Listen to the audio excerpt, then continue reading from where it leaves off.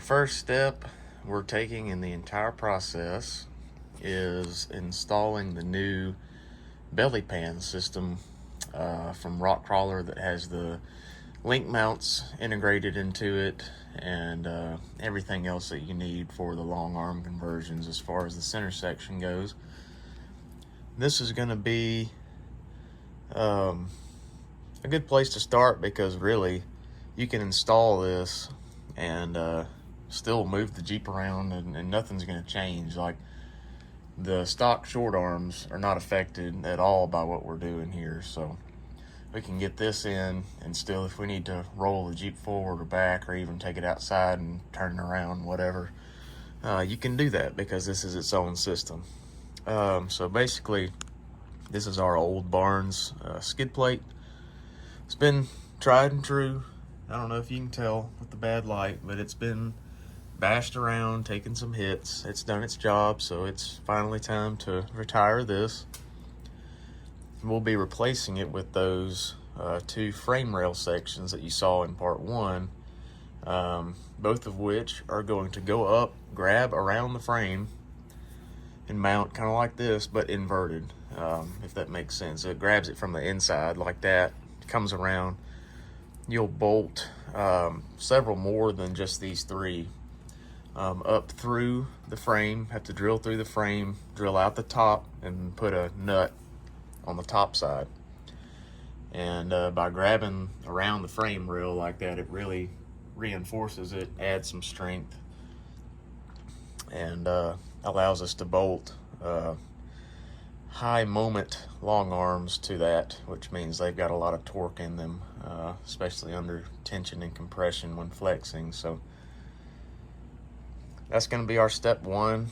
Obviously there's two, one for the passenger side over there and then one for the driver's side here. I'll try to get some film dropping the Barnes out. We do have an oil pan skid that I would like to keep. I'm going to see once we get the Rock Krawler system mounted up if I can just drill into the skid plate of the Rock Krawler and mount my oil pan skid similar to how it is now. Other than that, should be pretty cut and dry. Need to pull the oil pan skid, support the drivetrain on a jack stand to take the load off so we can drop this skid down, and then pretty much get to installing our Rock Krawler system. So the Barnes center section is out. Pull the oil pan skid, pull the transfer case skid. There's the transfer case mounting bracket that supports the back half of the drivetrain. Everything looks okay on that. I have a screw that's boogered up due to me actually hitting it on a rock at Hot Springs, but we should be able to keep that from being an issue. So right now what we are doing is getting ready to put the Rock Krawler left side center section frame rail piece into place over here. Your factory frame will have these little bungs on the bottom that go between the skid pan and the frame, and the Rock Krawler center section actually requires that you grind these out. So I actually used the cutoff disc and slipped it in that little crevice right there, and it seems to be going pretty quick versus grinding the whole thing off. We'll have a little bit of grinding to get that smooth, but that's what we're working on, and that's just because the Rock Krawler section actually grabs the frame like this, top and bottom, and you can't have that bung in there or else it won't fit around your frame rail. So these got to go. Got one more left on this side. Probably grind that down, shoot it with some paint, and then we will try to start getting the left side crawler section into place.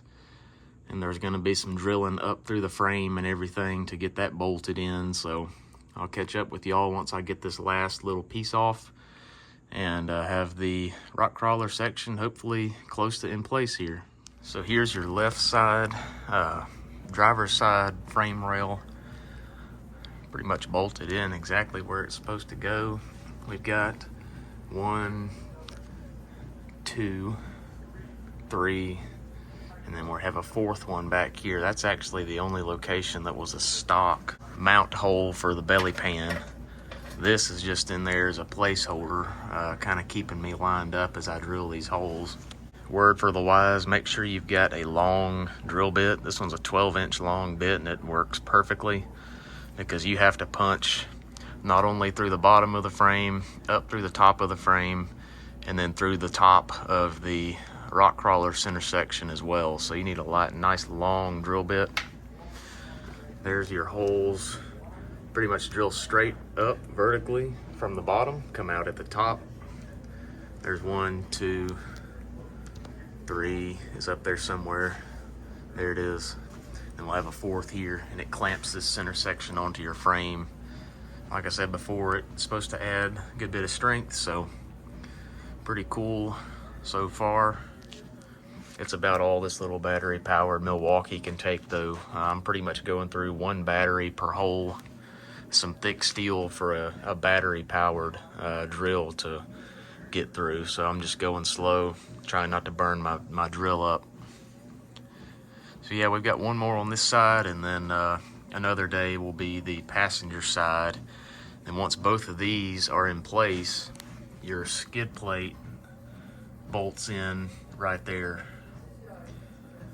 Hopefully it clears the 241 and we don't have any clearance issues, but the drivetrain's sagging a little bit right now, and just from the look of it, I think we'll be okay there. So that's kind of where we are at. We've got one more hole, like I said, to drill over here, and then we'll be on to the other side. So we are now over on the passenger side. We got the driver's side all bolted in, ready to go.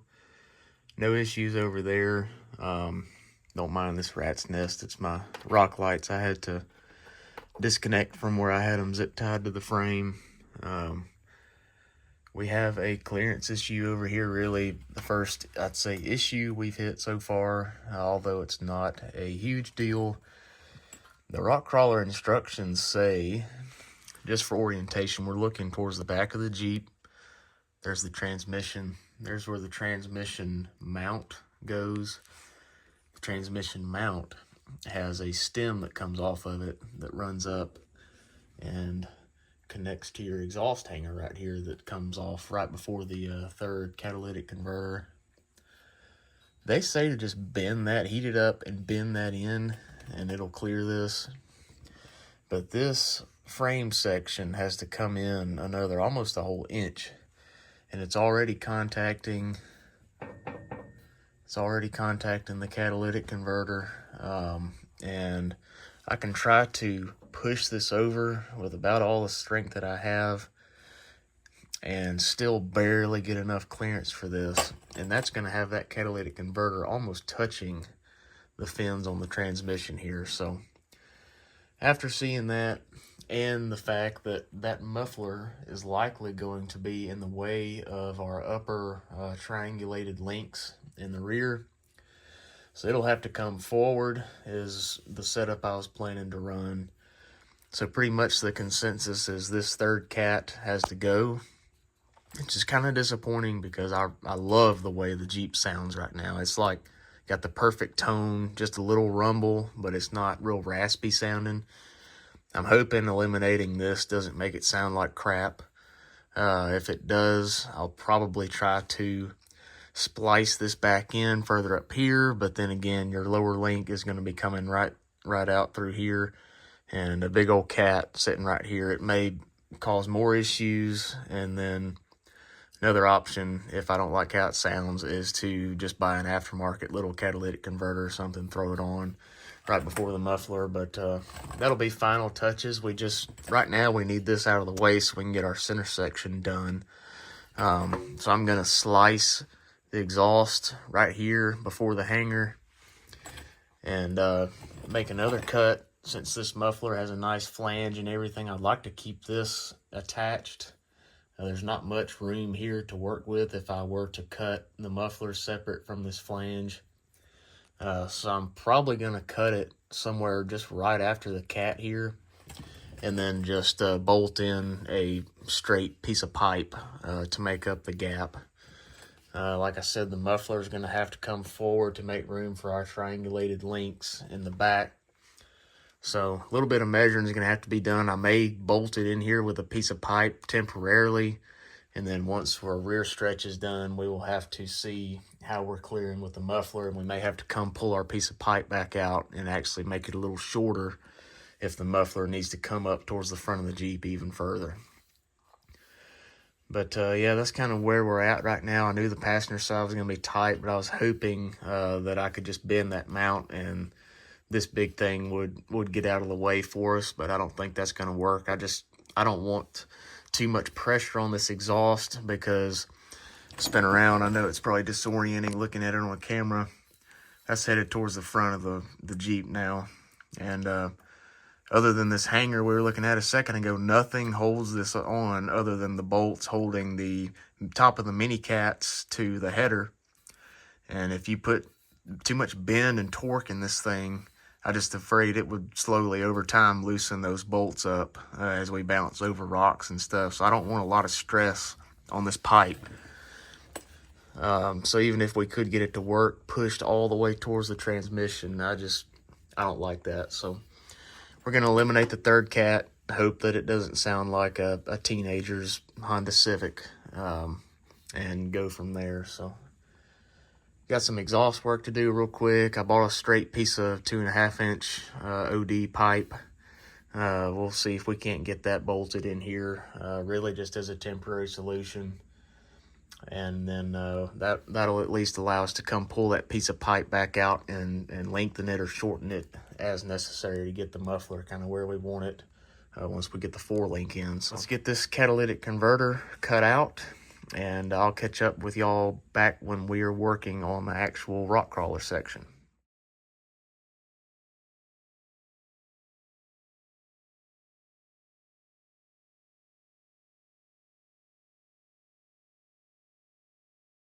All of our passenger side holes are drilled for the bolts that pass up through the frame rail.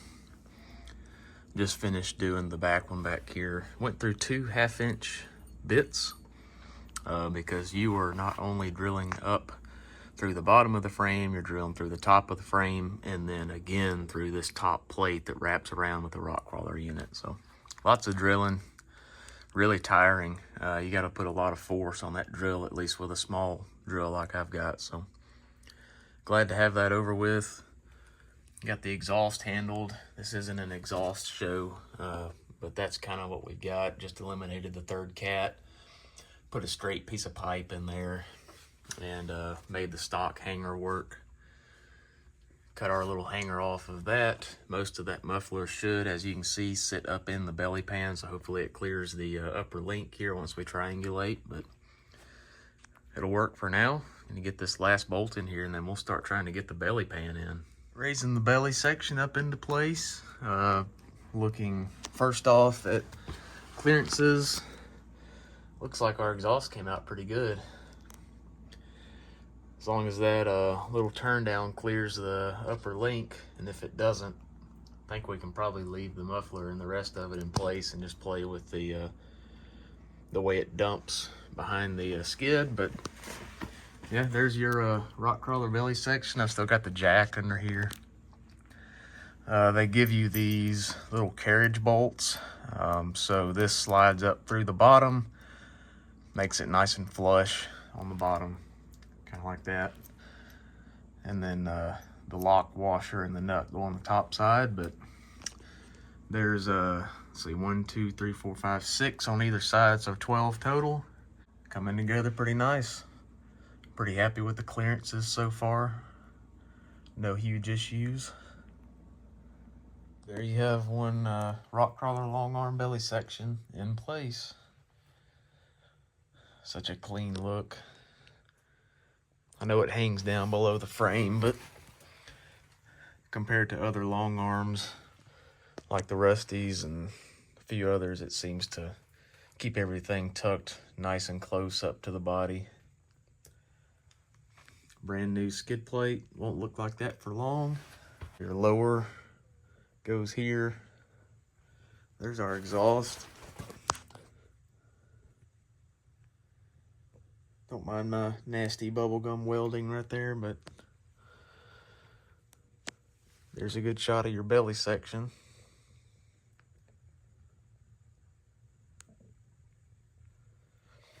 Houses all of our frame side long arm mounts. Makes things nice and easy for, hopefully, for setting up a stretch long arm suspension. All right, guys, thanks for watching this episode. If you got any questions, drop them in the comments. Look forward to seeing y'all in the next video where we tackle the front.